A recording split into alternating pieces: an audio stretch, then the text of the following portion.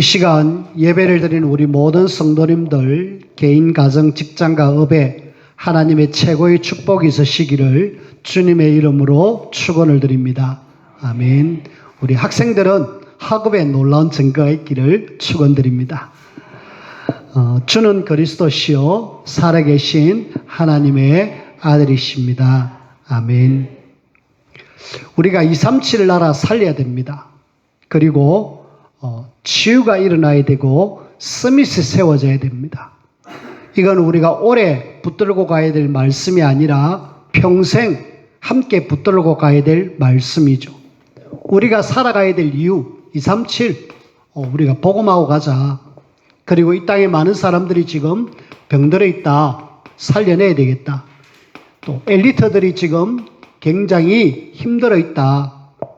렘넌트를 서밋으로 세워서 그 현장으로 보내고 여러분들이 서밋이 돼서 그 사람들을 살려내는 이 일에 쓰임받아야 되겠습니다. 237 나라 5천 미전도 종족이라 그랬잖아요. 우리가 어떻게 그 사람들을 살릴 수 있겠습니까? 지금 치유, 많은 사람들이 지금 병들어 있어요. 정신적으로 막 시달리고 있습니다. 어떻게 해야 되겠습니까? 서밋 엘리트들이 영적 문제 속에서 굉장히 고통받고 있는데 사실은 이 모든 것이 지금 비어 있죠. 그래서 빈 곳이라는 이야기를 하고 있습니다. 누구도 여기에 마음을 담고 살리러 가지 않습니다. 비어 있습니다. 심지어는 이곳이 버려져 있습니다. 그리고 이곳은 지금 죽어가고 있어요. 여기에 지금 우리가 진짜 마음을 담아야 되겠고 실제로 좀 봐야 되겠죠. 못 보면은 전혀 여기에 관심도 없죠. 안 들리면은 관심이 없습니다.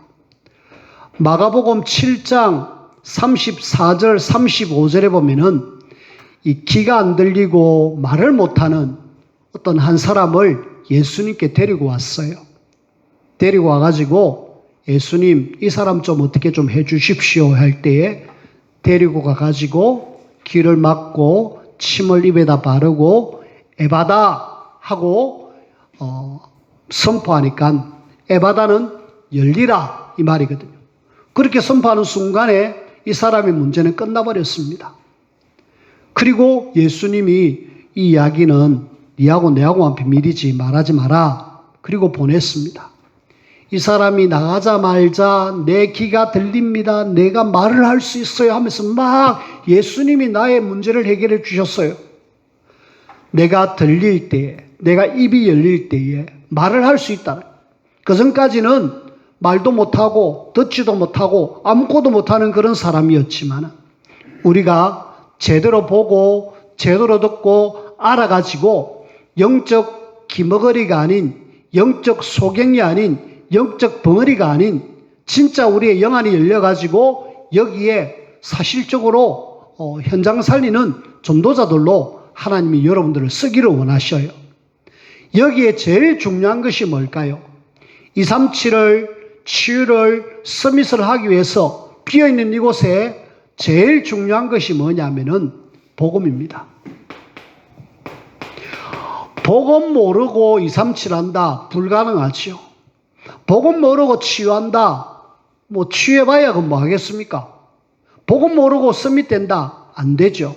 그래서 우리는 복음을 강조하지 않을 수가 없어요. 여러분들에게 계속 복음의 핵심되는 구원의 길, 이걸 우리가 좀 계속 누리자라고 이야기했는데 이 비밀을 여러분들이 계속 누리면 누릴수록 여러분들이 강건해집니다. 그래서 구원의 길을 할 때마다 여러분들이 좀 성경 구절을 기억하면서 하자라고 이야기했죠. 그래서 여러분들이 반드시 복음 누리고 구원의 길을 할 때 성경 구절 요한복음 3장 16절 하나님의 사랑으로 우리가 구원받았다. 하나님이 세상을 이처럼 사랑하사 독생자를 주셨으니 그리스도를 주셨잖아요. 그래서 우리가 살아났습니다. 멸망에서 구원받은 하나님의 자녀가 되어졌어요. 여러분들이 하나님의 사랑으로 요한복음 5장 24절 우리는 사망에서 생명으로 옮겨진 사람들입니다. 영적으로 살 수 있는 유일한 길, 영적 심폐소생술이라 그랬잖아요. 반드시 기억하고 여러분들이 좀 함께 구원의 길 누렸으면 좋겠어요. 그리고 사도행전 16장 17절에 보니까 점치는 귀신 들린 여종 구원의 길을 선포하는 순간에 끝났습니다. 어마어마한 영적 무기죠. 사용해라.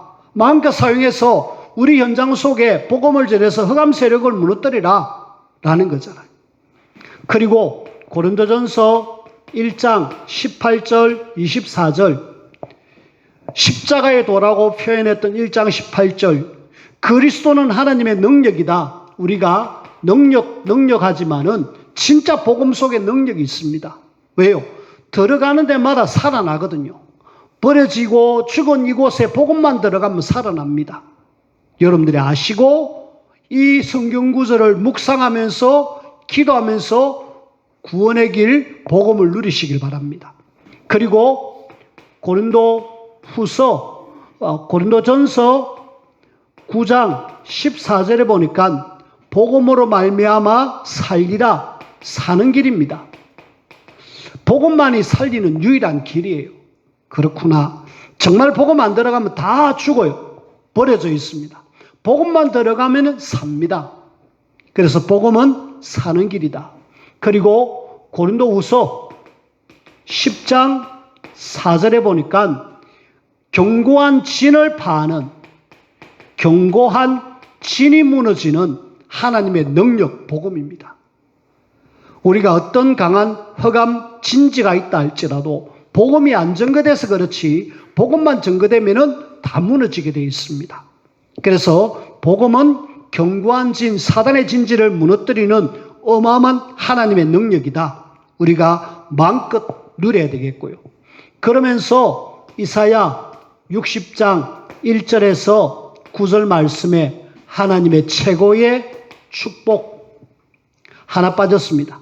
로마서 16장 26절 우리로 하여금 강건하게 되는 그래서 이 성경 구절 8가지인데요. 뭐 얼마든지 더 찾으면 또 있겠지요. 일단은 이 8가지를 묵상하면서 뭐 해라? 구원의 길을 걸으면서 기도해라.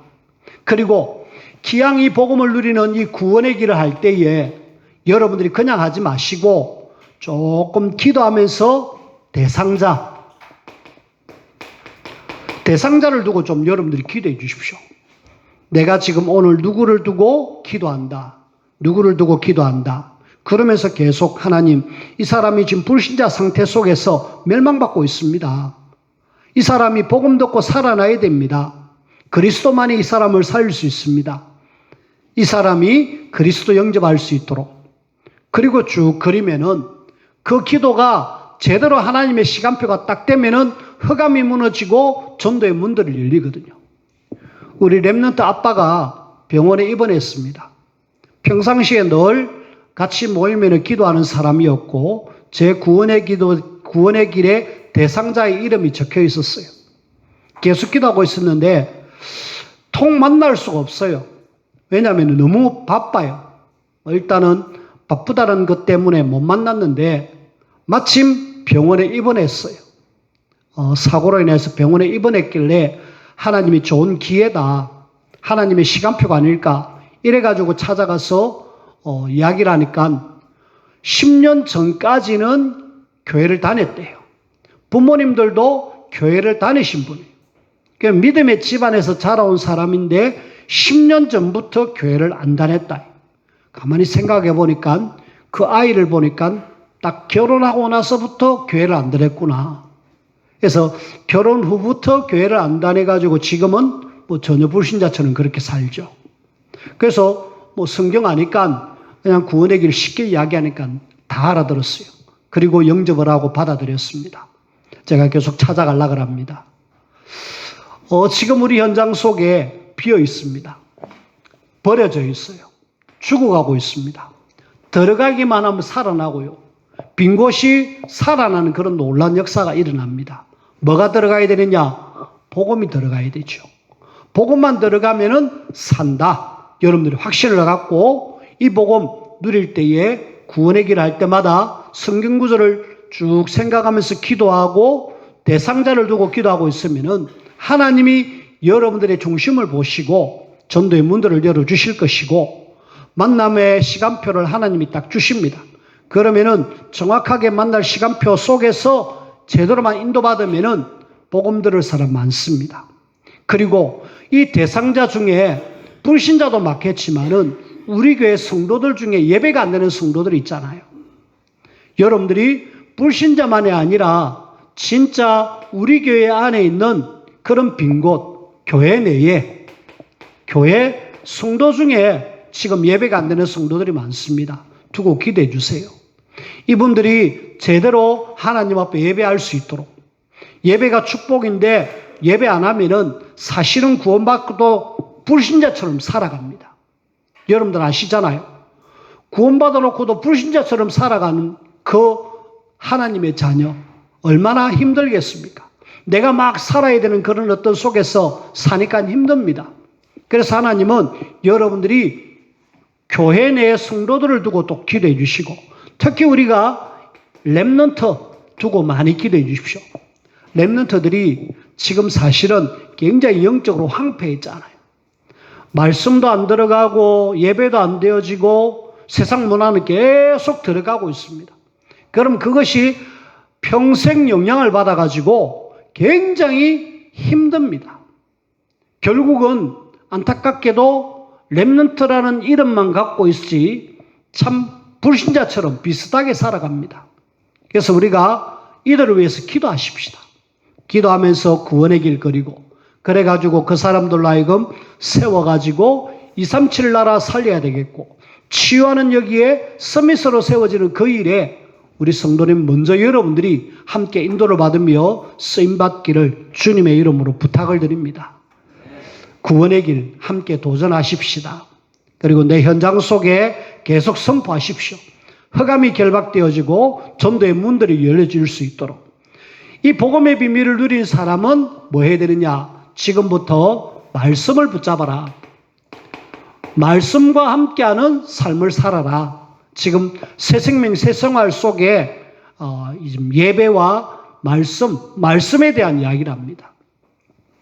우리가 복음을 아는 사람이 말씀만 제대로 붙잡히면 되는데 안타깝게도 복음을 제대로 모르고 말씀도 제대로 안 잡히고 그러니까 계속 방황하는 삶을 삽니다.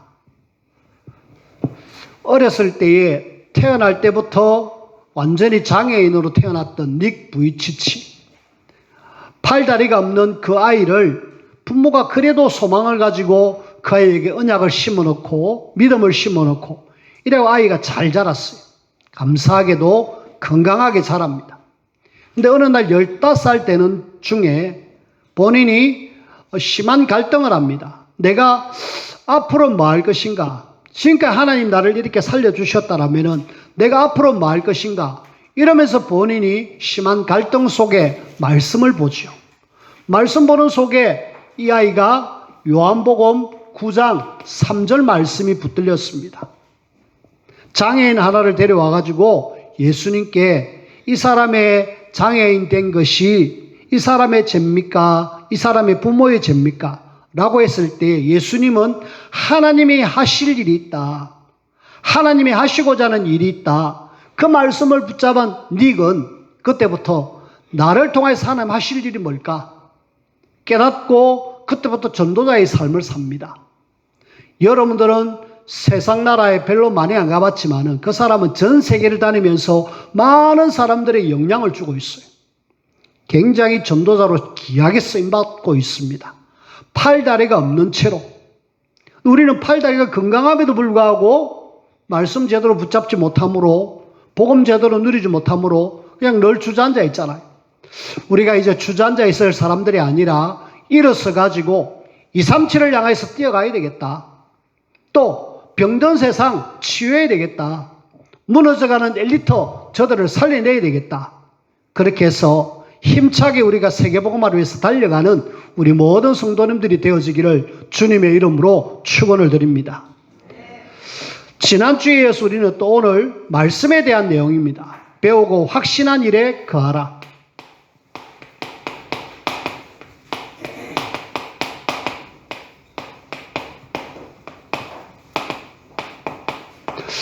이 디모데후서 3장은요. 3장은 우리가 잘 알다시피 마지막 때에 대한 이야기거든요. 말세에 대한 이야기인데 그 마지막 때에 하나님의 자녀가 말씀에 굳게 붙들려라. 그러면 산다라는 이야기예요. 그래서 우리는 어떤 속에서도 하나님의 말씀에 딱 붙들려 가지고 살아갈 수 있는 그런 우리가 되셔야 돼요. 저는 개인적으로 이번 주에 하나님의 말씀 단어가 딱 두 가지가 붙들려졌습니다. 창세기 6장 8절 그러나 노아는 하나님께 은혜를 입었더라. 그리고 고린도전서 15장 10절 나의 나된 것은 하나님의 은혜다. 바울의 고백이죠. 은혜라는 단어가 저에게는 붙들려졌습니다. 말씀 속에. 은혜. 은혜가 있으면 되겠구나. 은혜가 있으면은 그 망하는 네피림 속에서도 살아남고 홍수 속에도 살아남겠구나. 은혜가 있으면은 핍박자 같은 그 사울을 하나님이 바꿔가지고 바울로 쓰시구나. 사도로 쓰시구나. 하나님의 은혜. 그리고 에바다. 열리라. 하나님 나의 입을 열어주시고 나의 길을 열어주시고 나의 눈을 열어주옵소서. 개인적으로 말씀과 함께하는 생활 속에서 은혜와 에바다라는 말씀이 붙들려졌어요. 여러분들도 하나님의 말씀이 딱 붙들려져야 돼요. 내가 평생 붙들고 가는 말씀이 있어야 되고 영원한 언약으로 말씀이 딱 붙들려져 있어야 되고 오늘 주일을 통해서 하나님 내게 주시는 말씀이 붙들려져 있어야 됩니다. 그래야 내가 살고 내가 살아야 내 주변의 사람들에게 영향을 주면서 또 다른 사람을 살릴 수 있습니다. 내가 죽었는데 내가 힘이 없고 내가 맨날 이렇게 삐리삐리한데 다른 사람 살린다? 불가능합니다. 여러분들이 먼저 말씀을 잡고 살아나길 바랍니다. 내가 힘을 얻으셔야 돼요. 내가 영적으로 은혜 받으시고 열려야 됩니다. 그래야 현장 살릴 수 있는 하나님의 사람이 됩니다. 그런 속에 우리는 성경을 대해서 지난주에서 다시 한번 보십시다. 성경은 어떤 성격이 있느냐? 성경의 성격입니다. 성경은 누가 뭐래도 하나님의 말씀이다. 하나님의 말씀으로 우리는 살아있는 말씀, 능력 있는 말씀, 선지자들과 사도를 통하여서 우리에게 주신 하나님의 말씀이고 인생을 살아가는 데 있어서 내비게이션 같은 말씀이다. 그래서 말씀 없으면은 방황하게 됩니다. 왜요? 내가 가는 길을 모르니까. 닉은 딱 말씀 잡고 평생 흔들리지 않고 직진하잖아요. 사지가 없는 그 사람이 지금 결혼해갖고 자녀도 낳고 잘 살고 있습니다. 말씀 잡고 직진. 흔들리지 않습니다. 근데 말씀 놓치면은 자꾸 흔들려요. 내가 어찌해야 되나? 이래 볼까? 저래 볼까? 완전히 흔들리는 갈대처럼 그렇게 살아간다니까요. 우리는 하나님의 말씀은 내 인생을 살아가는 데 있어서 내비게이션이다.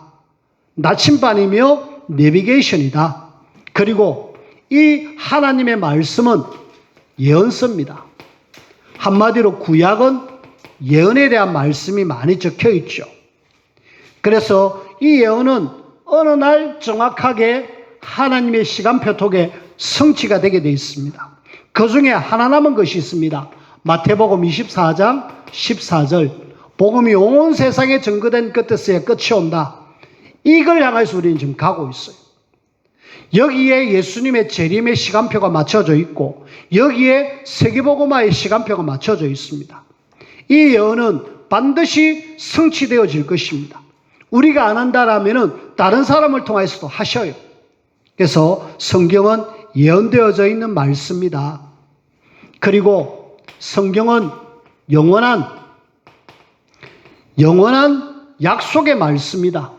약속이 적혀 있고 약속은 반드시 또 앞에 말씀처럼 성취되어진다. 약속은 이루어지죠. 마태복음 5장 17절 18절에 보니까 말씀의 1.1획도 땅에 떨어진 것이 반드시 성취되어진다라고 이야기하고 있습니다. 그리고 우리는 이 성경은 절대로 가감하면 안 된다. 빼거나 더하지 마라. 그래서 우리는 성경을 제대로 붙잡는 그것이 필요하고요. 만약에 이걸 변경하거나 또 혹은 더하거나 빼면은 저주받게 된다. 요한계시록 22장 18절에서 19절 말씀을 여러분들이 붙잡으시고요. 그리고 우리는 성경은 밝은 길로 우리가 가는 길 속에 밝은 길로 인도하시고 든든히 세우는 말씀이다. 우리의 길을 인도하실 뿐만 아니라 우리를 든든히 세우신다. 특히 시편 119편 105절 주의 말씀은 내 발의 등이다. 내 길의 빛이다 라고 이야기하잖아요. 말씀 잡고 제대로 가면은 우리는 절대로 문제 없습니다. 어두운 밤길을 가는데 빛이 없으면은 결국은 내가 지금 어디로 가는지 몰라요. 거기에 낭떠러지가 있을 수 있고 앞에 돌뿌리가 있을 수 있는데 빛이 있다라면 피해 가잖아요. 돌을 피해 가고 낭떠러지로 안 갑니다. 그것이 하나님의 말씀이에요. 우리 인생은 지금 계속 연속되는 많은 어려운 문제 속에 있습니다. 그 문제 속에서 하나님은 이길 수 있고 피할 길 말씀을 주셨어요. 그리고 이 말씀은 든든히 세우는 말씀이다. 사도행전 20장 32절에 보니까 이 말씀을 여러분을 능히 든든히 세우사라고요. 능히 든든히 세웁니다.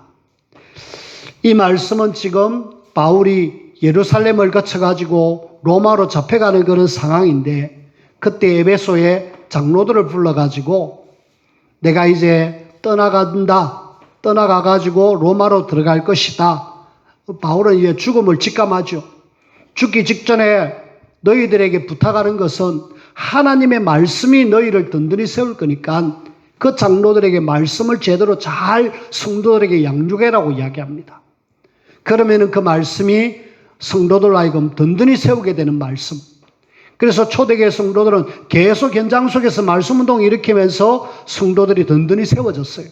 그 결과 결국은 로마가 뒤집어졌고 세계복음화의 하나님의 계획이 이루어지잖아요.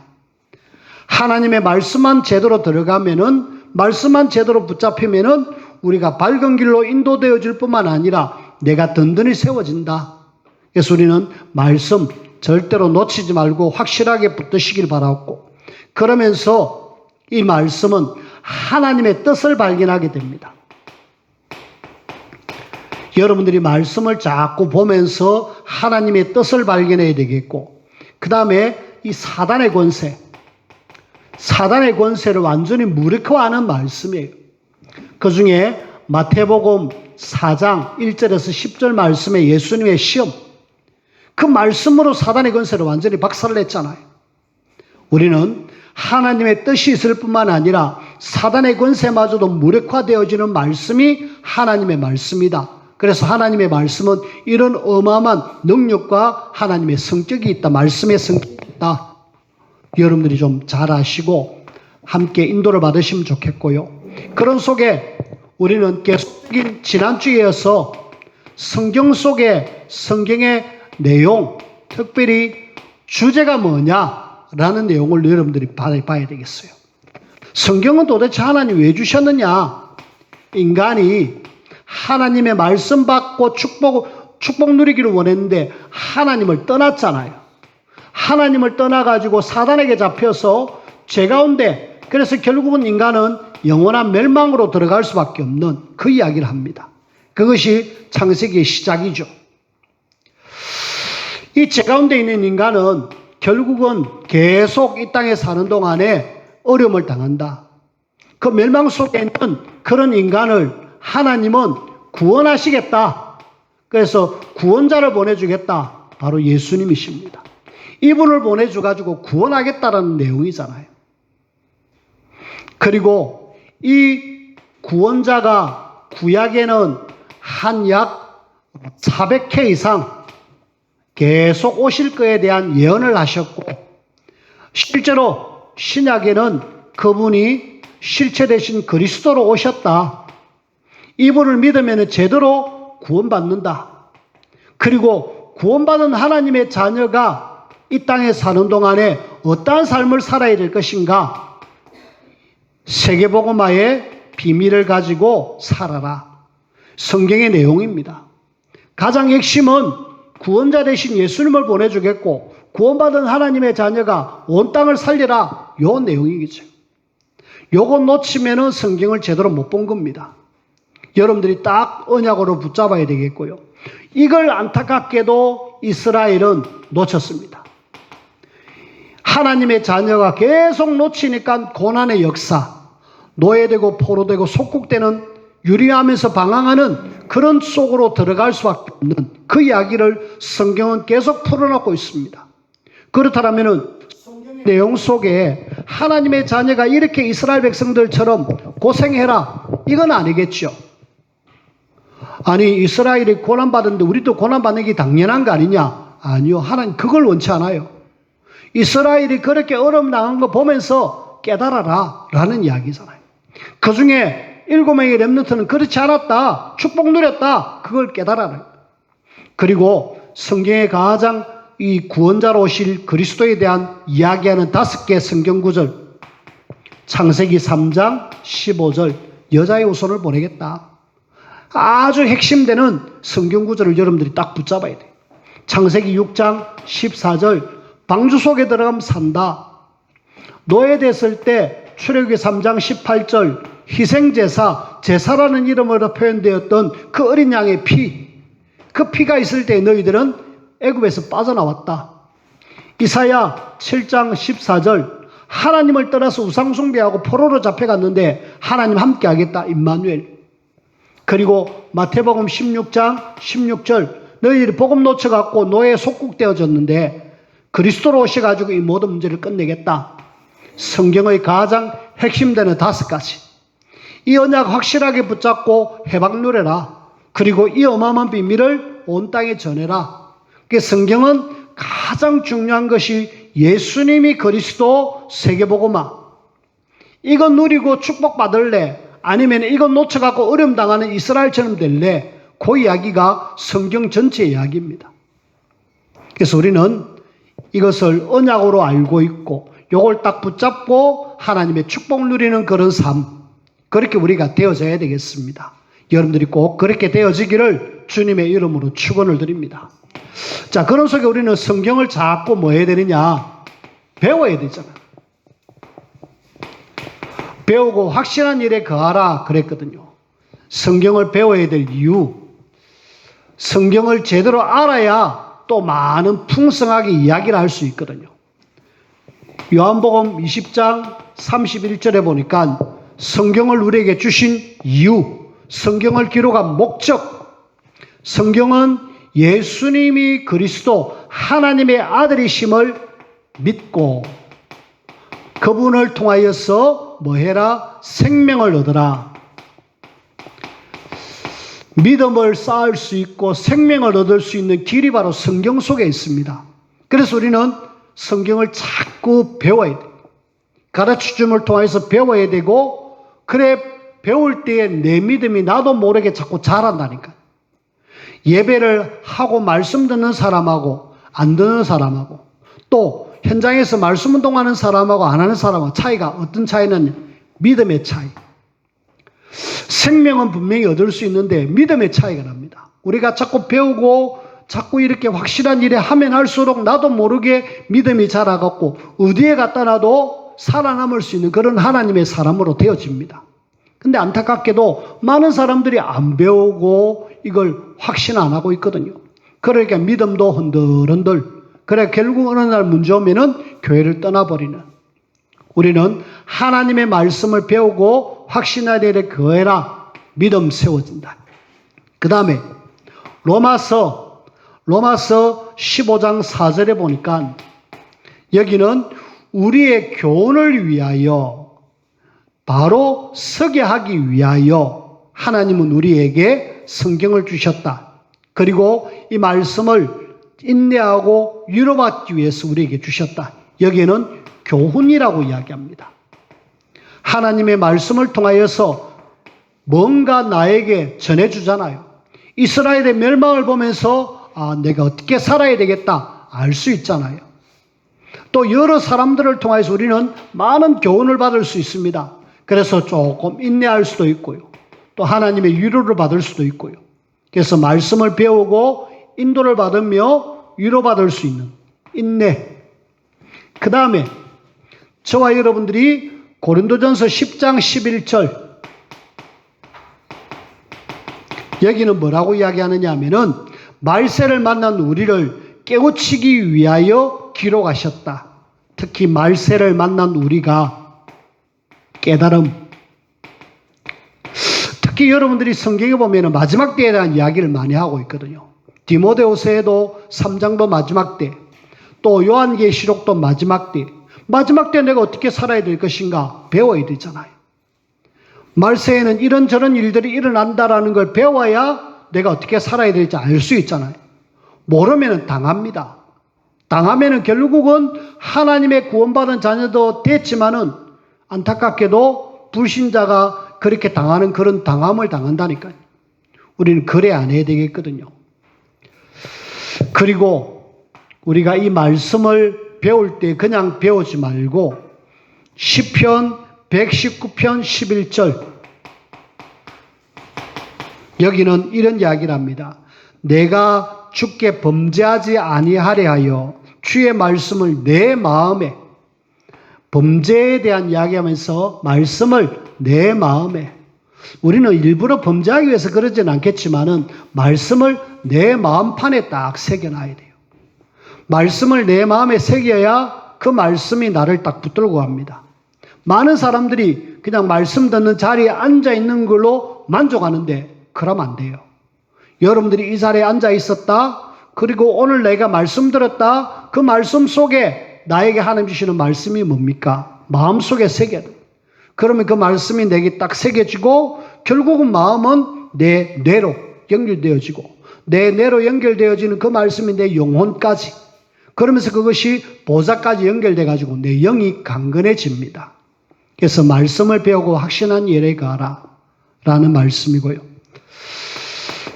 결론적으로 저와 여러분들이 지금 지난주에서도 말씀, 이번 주에도 말씀에 대한 내용을 이야기하는데 그 말씀을 전하는 우리가 예배의 축복을 여러분들이 제일 누려야 돼요.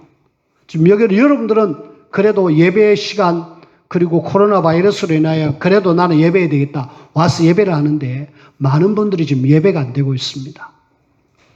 앞선 목사님도 지금 코로나 때문에 많은 성도들이 모이지 않으니까 굉장히 예배에 대한 많은 이야기를 하고 있죠. 저도 참 걱정인 것은 이 코로나라는 그런 핑계로 인하여 많은 사람들이 예배의 축복을 놓치고 있습니다. 예배가 안 되어지니까 영은 더 곰핍해지죠. 또 예배 시간 가장 핵심인 말씀을 못 들으니까 영적인 양식을 못 먹으니까 결국은 주림을 당하죠. 그리고 사단은 압니다. 저 사람이 지금 말씀으로 충만해 있고 은혜 받는 사람이구나 아니구나 압니다. 사단이 집중해서 공격하잖아요. 여러분들은 예배의 축복을 누리고 말씀의 은혜를 받으셔서 실제로 비어있는 저곳을 향해서 정말 그 영혼 살리는 일에 우리가 쓰임받아야 돼요. 그러면서 예배의 시간뿐만 아니라 우리가 조금 모임에 조금 더 열심을 가지면 좋겠어요. 우리가 교회에서 은혜 받고 모여서 힘을 얻고 우리는 또 현장에 나가가지고 현장에서 그 은혜를 나누는 그 일을 해야 되거든요. 힘에는 구심력이 있고 또 힘에는 원심력이 있습니다. 모여가지고 하나님의 능력으로 은혜 받아야 되고 은혜 받은 그 힘을 가지고 현장에 들어가고 우리는 다락방으로 혹은 또 지게로 그래가지고 현장을 살려야 됩니다. 근데 지금 오늘날 모임 자체를 못하게 하니까 그래도 우리는 뭐 해야 되느냐? 언약 가진 하나님의 자녀는 모이기를 힘써야 돼요. 그 중에 이번 주 금요일 날 우리가 작년에 그렇게 했지만은 한 달에 한 번씩 하는 기도회를 같이 하려고 합니다. 여러분들이 모여주세요. 예배도 모여야 되겠지만 기도하는 일에 같이 모여줘야 됩니다. 우리 선생님들은 수요일 날 또 함께 모여서 같이 합니다. 자꾸 모여져야 돼요. 모여야 하나님께서 주시는 계획을 알 수 있고 은혜 받으면은 현장도 살아납니다. 근데 많은 분들이 내 한 명쯤 이렇게 생각하면서 안 모이려고 애를 쓰죠. 우리는 이럴수록 더 모이기를 힘쓰는, 그래가지고 실제로 하나님 주시는 힘을 얻어가지고 저 237을 향해서 나아가야 되겠고, 그러면서 치유와 서밋에 하나님 앞에 쓰임받아야 되겠습니다. 이번 주에 저와 여러분들이 좀 마음을 담아야 될 것은 내가 모이기를 힘쓰자. 그리고 구원의 길을 함께 내가 좀 하자. 이거 하면서 현장의 대상자를 두고 기도하고 렘넌트와 성도들을 두고 기도하면서 내가 이거 해야 되겠다. 이걸 매일 카톡에 안 올리시더라도 여러분들이 해야 돼요. 우리 박 집사님은 매일 꼬박꼬박 제가 안 하더라도 구원의 길을 해가지고 카톡에 올리는 걸 보는데 너무 감사하죠. 아마 다른 분들도 하고 있는 줄 아는데 이것은 내 영적 관리 차원에서도 해야 되겠고, 주님이 진짜 저 성경 말씀처럼 저렇게 되어진다라면 반드시 해야 되죠. 그래서 여러분들이 이번 주 미션은 구원의 길을 좀 현장 속에서 하자. 그래서 이 어마어마한 구원의 비밀이 내 현장 속에 증거되어 줄 수 있도록 그렇게 해서 하나님 앞에 진짜 현장 살리는 전도자로 세워지고 쓰임받도록 그렇게 해서 최고로 하나님 앞에 영광 돌려드리는 우리 모든 성도님들이 되어지기를 주님의 이름으로 축원을 드립니다. 기도합시다. 하나님 감사합니다.